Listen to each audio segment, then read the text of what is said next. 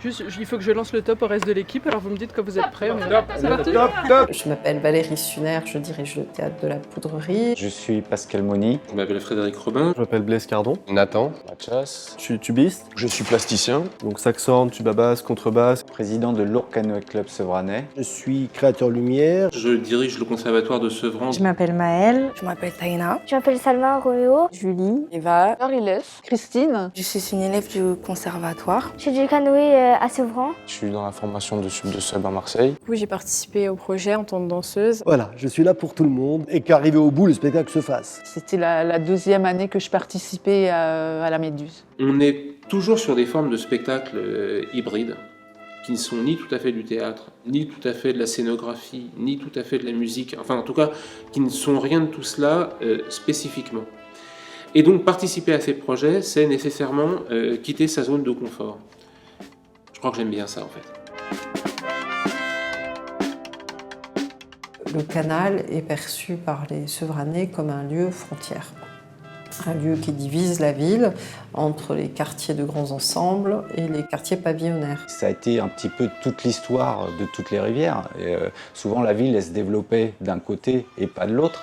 Et pour le coup, ça a créé des différences. De l'autre côté de Sevran, en fait, il y avait des champs, c'était plus des zones d'agriculture. C'est là où il y a eu de la place pour construire des grands ensembles dans les années 70. Et donc pour moi, il était fondamental que ce lieu devienne un lieu de réunion et pas de division. Ah oui, ça, il faut voir ça tout de suite. Et on marche. Ricardo, Esteban et le Petit Bain ont proposé il y a plus de 3 ans à différentes structures artistiques et sportives de participer au projet de l'Odyssée sur la Seine et les canaux de Paris. Elle propose ça dans le cadre des Olympiades culturelles pour préfigurer les Jeux Olympiques et Paralympiques 2024 qui se dérouleront en Seine-Saint-Denis. Et immédiatement, avec Pascal Moni de l'Ourcq Canoë Club de Sevran, on a eu envie de s'associer à ce projet. Pour participer au projet, il y avait 2 propositions. C'était d'organiser une guinguette et de faire un chantier naval. Alors un chantier naval, moi, c'est pas tout à fait ma compétence. La guinguette, c'était un peu plus facile. Donc dès la première année, il y a 3 ans, nous avons organisé une guinguette et à l'époque, le collectif Gongle avait fait un atelier de réflexion sur l'art sport avec le foyer des myosautistes, l'Ourcq Canoë Club sur le canal. On a réalisé ensemble des voiles pour canoë-kayak. Voilà, chercher à vraiment travailler depuis la matière pour comprendre comment elle pouvait nous aider à sentir le vent. Sentir l'agentivité des non-humains, c'est aussi un enjeu en fait dans les questions environnementales dont on parlait tout à l'heure. Et c'est des voiles sur lesquelles on a aussi raconté ce que ça faisait pour les résidents du foyer des myosautistes de Tremblay, comme pour les kayakistes du Canoë Club. Qu'est-ce que ça leur faisait cette pratique? En quoi ils y étaient attachés? Le théâtre de la Poudrerie, on s'est rencontrés en 2018 à travers le réseau Art et Sport, qui est un réseau qui est financé par le département de la Seine-Saint-Denis et depuis 2 ans par la ville de Paris pour faire le lien entre des artistes et des sportifs, des chercheurs et des personnes de la société civile pour travailler les liens entre art et sport comme vecteur de nouveaux liens sociaux et aussi un support pour approcher des questions de société comme par exemple la question du genre ou celle du handicap, etc. Enfin, voilà, comment on peut travailler ces liens et croiser des savoirs pour aborder ensemble des questions qui sont transversales, qui touchent tous les endroits de la société. La 2e année, on avait 500 personnes sur la parade. Cette année, on est monté à 800 à peu près. C'est vrai que quand j'ai entendu art sport, ça m'a pas parlé dans un premier temps. Mais on aime le risque. À partir du moment où j'entends sport dedans, je me dis bon, il y a quelque chose à faire. Et finalement, de les réunir pour trouver quelque chose d'inédit, moi je trouve ça dingue. Travailler sur l'interquartier, c'est toujours des choses toujours très compliquées, même sans une frontière telle qu'une rivière. Et c'est ça la difficulté, c'est de trouver quelque chose de commun qui rassemble les gens. Et en ce sens, donc, Anatole Klingberg nous a proposé de faire une journée de la convergence. Je trouvais intéressant en fait qu'on continue dans la même lignée que l'année dernière, de parler du territoire autour de ce lieu qui est le canal de l'Ourcq.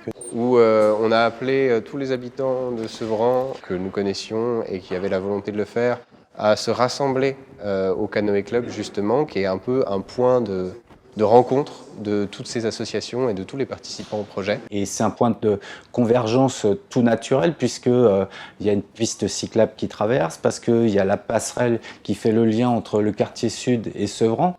Donc ce que j'avais demandé aux participants, c'était de prendre des photos. Donc c'était un selfie plus un endroit qui leur tient à cœur sur le chemin, et d'écrire un petit mot ou simplement une petite histoire, une anecdote sur le territoire pour en fait après créer l'esthétique du bateau et l'esthétique de l'exposition qui aura lieu le 17 septembre. Pour nos résidents au foyer Les Myosotis, ça a été quand même un sacré événement parce que les gens venaient donc marcher de leurs habitations jusqu'à l'écluse de Sevran, lieu de rassemblement où on faisait un barbecue citoyen justement. Où on a mangé, bu ensemble. On a partagé un moment festif. Très content quand même que ce point de convergence puisse attirer en fait les autres quartiers. Tout le monde a fait ce parcours à pied ou à vélo. Mais nous, comme on vient de Tremblay en France, il fallait faire les 7 km et donc la décision de ressortir les tricycles. On va récupérer en fait une dizaine de tracés GPS qu'on va représenter cette fois en lumière, qui vont se retrouver en fait sur le dôme de la Méduse et qui représenteront un peu ces parcours et cette unification en fait des territoires et des associations. Pour montrer un peu tous les chemins et d'où viennent tous les habitants et que... Comme ça, on allait créer une cartographie de convergence vers le canal du territoire, des différents habitants qui habitent de part et d'autre et qui ne se connaissent pas, de les unir ce jour-là. Le canal devenait un trait d'union qui unit les habitants et non pas qui les divise. Du coup, avec toutes ces données, ces matières récupérées, peuvent débuter en fait les ateliers. Que ce soit le radeau, que ce soit les costumes des médusettes, ont été créés, confectionnés dans le cadre d'ateliers participatifs avec les habitants, avec le foyer Myosotis, avec l'école de la deuxième chance Sub de Seub. Genre moi par exemple j'ai fait plein de formations dans le bâtiment avant, mais à côté il y a aussi des gens qui ont abandonné la scolarité, qui sont venus dans Sub de Seub. Donc ça peut accueillir plein de profils différents pour qu'au final on se retrouve tous à vivre de l'art en fait. La phrase de Sub de Seub, c'est vivre sa vie comme une œuvre. Bah ouais, ça marche bien. Et effectivement, on n'y voit que dalle. Pour les costumes, c'était génial parce que les premières sont arrivées un peu sceptiques. Et donc à la fin, on avait les couturières qui revenaient d'elles-mêmes. C'est elles qui n'ont pas voulu s'arrêter le soir pour... Elles ont amené leurs copines. On a senti qu'elles s'étaient passionnées. C'est-à-dire qu'une fois, entre coudre des choses dans des parapluies qu'elles ne comprenaient pas trop, quand elles ont vu le résultat... Nous, entre nous, on les appelle les petites médusettes. Elles étaient super contentes, quoi.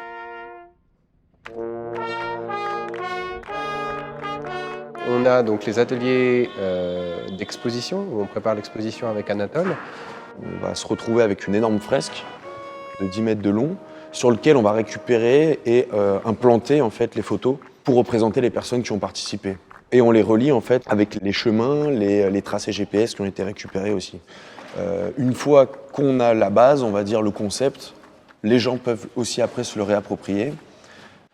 C'était vachement bien aussi quand on est parti, l'équipe au foyer Myosotis. Le foyer Myosotis de Tremblay ont participé cette année à plusieurs égards. Maintenant, c'est vraiment des partenaires historiques. On a replongé dans le projet Odyssée parce que ça nous apporte toutes les dimensions qu'on recherche à travailler avec notre public, d'aller vers l'inclusion au maximum, qui participent aux événements du territoire et que, comme tout un chacun, avec des droits, des devoirs. Et je pense que pour eux, c'est quelque chose qui les valorise énormément. Contrairement à l'année dernière où eux, ils sont venus au théâtre, là, c'est nous qui sommes intervenus chez eux. Et c'est vrai que c'était hyper intéressant de partager en fait leur milieu de vie et de créer là-bas avec eux directement. Avec notre art-thérapeute aussi qui s'est joint, donc ça a fédéré autour de ces ateliers nos résidents. Et parallèlement, il y a eu aussi des ateliers pour fabriquer la Méduse, qui est notre chantier naval. Le Canoë Club participe beaucoup En fabrication, c'est quand même eux qui ont construit la Méduse l'année dernière, qui ont construit le socle de la Méduse, donc le principal. C'est eux qui nous aident à le mettre à l'eau. C'est eux qui sont toujours prêts à nous filer la main, quoi. Là, pour le coup, la Méduse cette année était déjà bien avancée, puisqu'on a repris un peu les mêmes fondations. Le plancher était fait, les flotteurs étaient faits.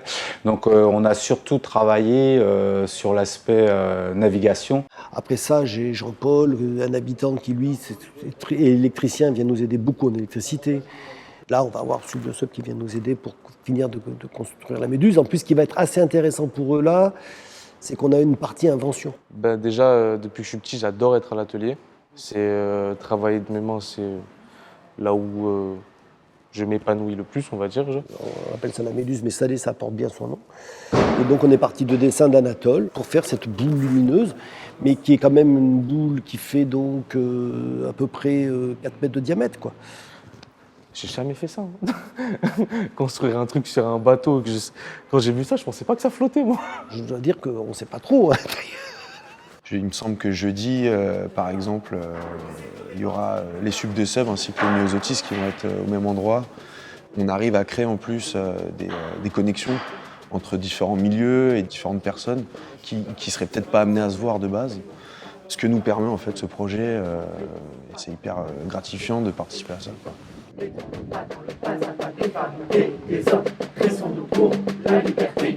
L'année dernière, il y avait donc déjà ces lampions, mais cette année, on s'est dit, tiens, on va peut-être s'adresser à une équipe de plasticiens spécialistes dans la fabrication de lanternes.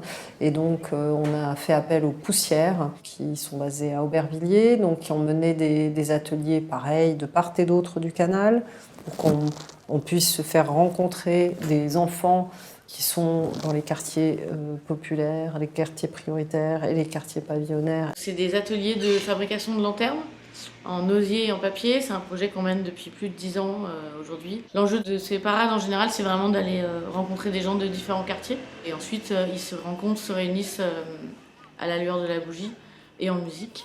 On était sur, je dirais, 5-6 classes. En général, ils sont entre 20 et 26 élèves. Je te laisse faire le calcul. Les enfants ont été effectivement très fiers du travail accompli. Ils ont été très investis lors de la confection. Toute l'équipe de l'école Lamartine a pu participer à cette parade. Sur 12 enseignants, nous avons eu 10 enseignants présents. Et sur 308 élèves que j'ai eu 46 élèves et leurs familles qui sont venus. Ça va aboutir également à ce que nos CM2 fassent du canoë-kayak, donc il va y avoir des prolongements. Et moi, j'ai surtout vu cette cohésion, le lien école, famille et quartier.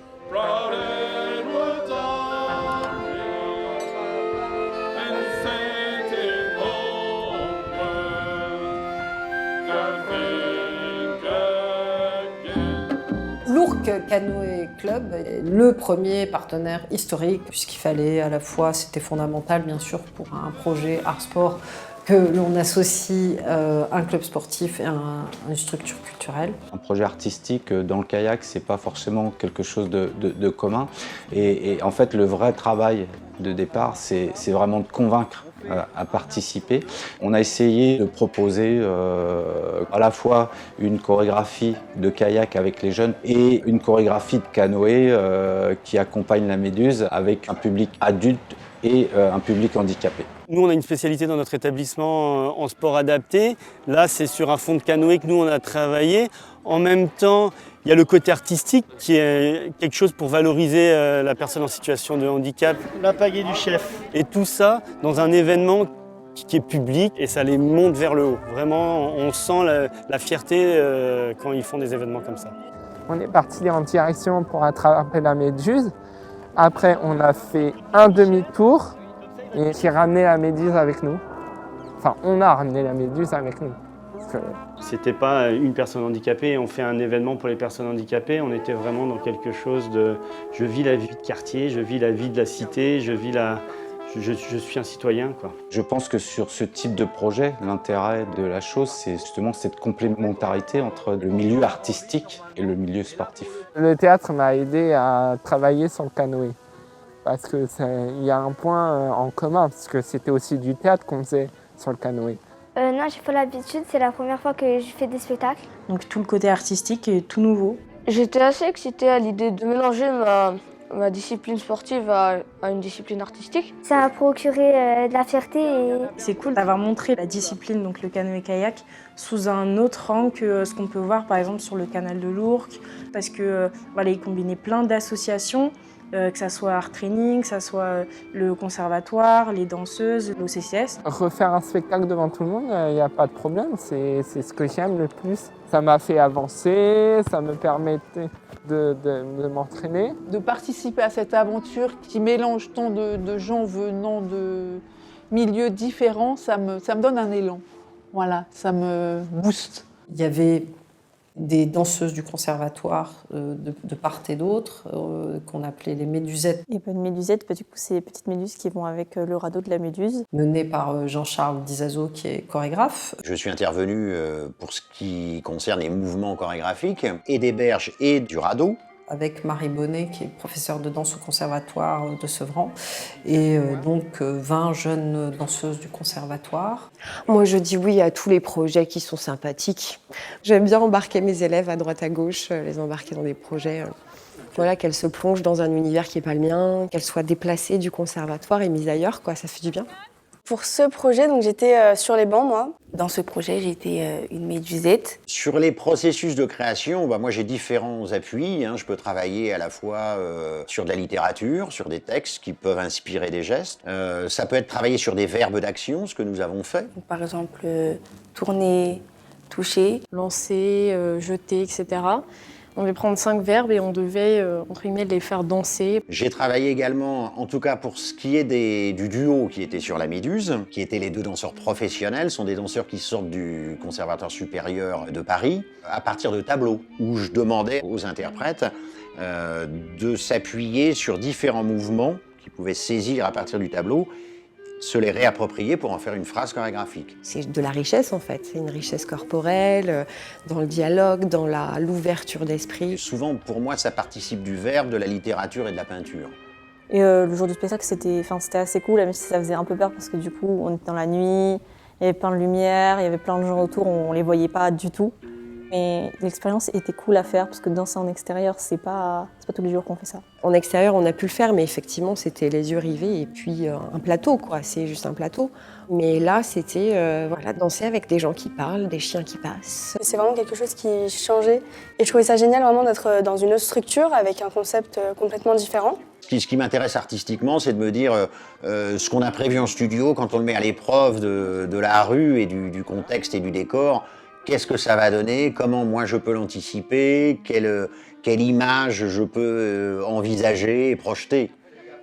Donc ça, c'est assez excitant. Ouais. Et puis après, toujours le gros plus, c'est les rencontres. Rencontrer des gens qui font du kayak, qui dansent dans l'eau, des musiciens. Le spectacle, c'était pas que nous. Enfin, on était une partie du grand projet. On voit la méduse, on voit les médusettes, on voit nous qui dansons parce qu'on est quand même en blanc la nuit avec des proches, donc on nous voit quand même. En fait, je trouve ça aussi bien qu'on ne regarde pas que nos chorés et que ce soit aussi une partie du paysage, parce que comme ça fait apprécier tout l'ensemble du spectacle et du projet.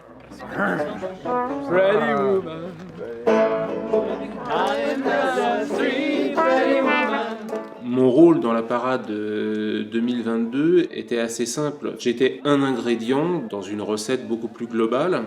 Il y avait une partie scénique, une partie chorégraphique, des éclairages, du sport aussi, il y avait plein de choses. Et puis il y avait une partie musicale. Moi j'étais l'ingrédient musical. Et donc la parade, pour guider le public qui marchait le long du canal avec les lanternes, la méduse et tout ça, on jouait Stay On It de Julie Sitman, où il y a juste toujours le même thème qui fait tam, padabadam, pam, padam, padabadam, pam, padam. Entre 2021 et 2022, la principale évolution a été sur le plan musical, la diversification du répertoire. Nous avons eu un orchestre d'harmonie, même 2 orchestres d'harmonie, plus le piano et l'alto. Alors qu'en 2021, la musique se résumait à un alto, et de ce fait, la scénographie était différente. J'ai un prof qui disait toujours, quand tu es musicien, on te pose quelque part et tu joues. Bon, il y a un peu de vrai. Je me trouvais sur la Méduse, et la Méduse se déplaçait sur le canal. Cette année, c'était différent. Le son était produit à l'extérieur et envoyé par des relais sur la Méduse. Et du coup, dès qu'on entendait la musique qui reprenait, parce que pendant ce temps, il y avait Frédéric et Laure Robin qui jouaient à l'alto et au piano, dès qu'on les entendait commencer à jouer, on s'arrêtait. Et dès qu'ils s'arrêtaient de jouer, on recommençait à jouer Stay On It. Et on a fait comme ça un jeu de questions-réponses, puis à un moment, on a fini par arriver, on a joué la Danse hongroise numéro 1 de Brahms avec Frédéric et Laure Robin. Et ça a marqué la fin de la parade, comme ça.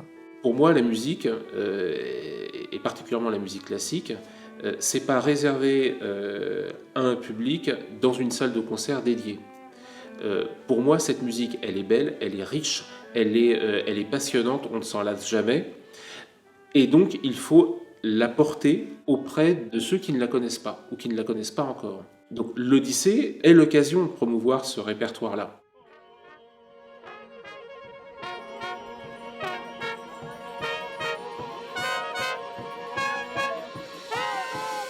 Puisque le projet de l'Odyssée, c'est aussi la guinguette. Et cette année, on a élargi la guinguette, puisqu'il y avait des associations partenaires. Donc, il y avait Rougemont Solidarité, l'ADES, la Halte Garderie, qui est une compagnie qui développe des bals inclusifs. On a reçu le chorégraphe au foyer des Myosotis pour notre foyer, celui des Bruyères.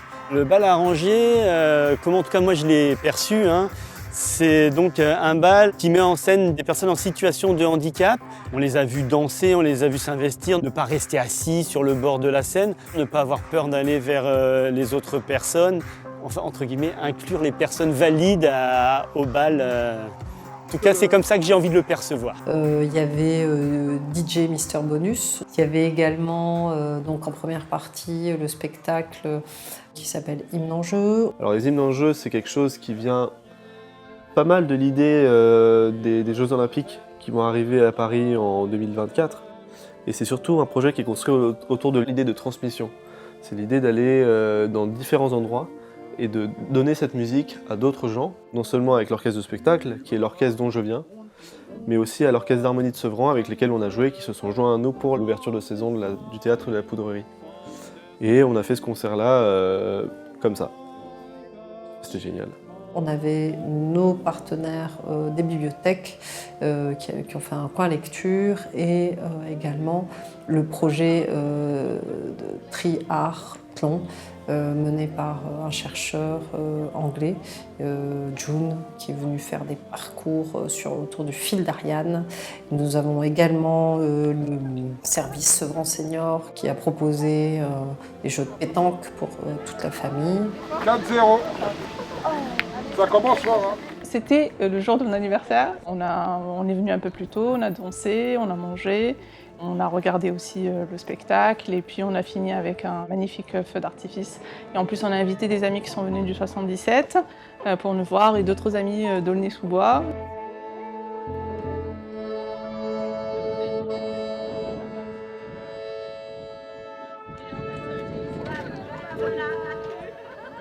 Le sport, ça fédère. Du coup, on peut faire bouger les choses. À plusieurs, on peut faire bouger les choses.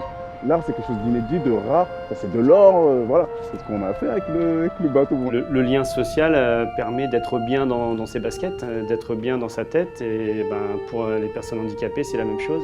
Et moi, j'en tire une satisfaction personnelle aussi quand ça se passe bien. Et j'ai vécu un super moment. Donc, grâce aux résidents, grâce à l'Odyssée, je me suis aussi accompli personnellement. Moi, j'imagine que le flux du canal peut être effectivement le flux du goudron au milieu des tours, qu'il y a des choses à inventer au balcon, aux fenêtres, et qu'on peut faire quelque chose de participatif, collectif.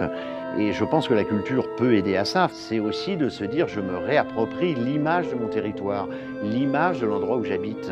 La synergie qu'on arrive à créer entre des métiers, des individus, des esthétiques différentes, c'est une manière de se connaître, c'est une manière de se comprendre, de faire un pas vers l'autre sans désavouer ce qu'on est. Ça nous donne des possibilités qu'on n'a pas tout seul, quoi. Du coup, forcément, je trouve ça grave bien de réunir des gens pour un projet comme ça. Ça fait vraiment sens pour la ville, parce que c'est justement l'occasion de rassembler des citoyens et des citoyennes complètement différentes, qui ne se croisent pas forcément d'habitude, mais qui habitent pourtant le même lieu. Ce que j'ai envie de dire, c'est qu'il faut continuer à travailler sur la transversalité. Pour continuer à travailler ensemble sur un tel projet, je pense que ce qui est important, c'est que les gens qui participent ne soient pas de simples participants, mais aussi qui s'approprient le projet. On a senti qu'il y avait un engouement des habitants, des spectateurs, et surtout quelque chose qui s'est inscrit. Quand on est venu répéter sur les bords du canal, c'était très intéressant parce que les personnes sont venues nous voir, les habitants, les passants, les cyclistes nous disaient « on recommence la fête de l'année dernière sur le canal ». Et donc on a bien vu qu'au bout de la 3e année, il y a une sorte d'habitude qui s'est prise de pratiquer ce rituel en commun. Et moi j'ai bien l'espoir que de pratiquer un rituel crée du lien, nous réunit autour de ce lieu fantastique qu'est le canal, qu'il faut qu'on se réapproprie et dans lequel peut-être j'aimerais bien, comme le disait Ricardo Esteban, qu'un jour on puisse faire une parade et qu'on saute dans le canal ou qu'on nage, enfin que tout d'un coup il y ait quelque chose où on puisse vraiment se réapproprier ce lieu, qu'il redevienne un lieu de nature, un lieu de convivialité où on puisse aussi se baigner.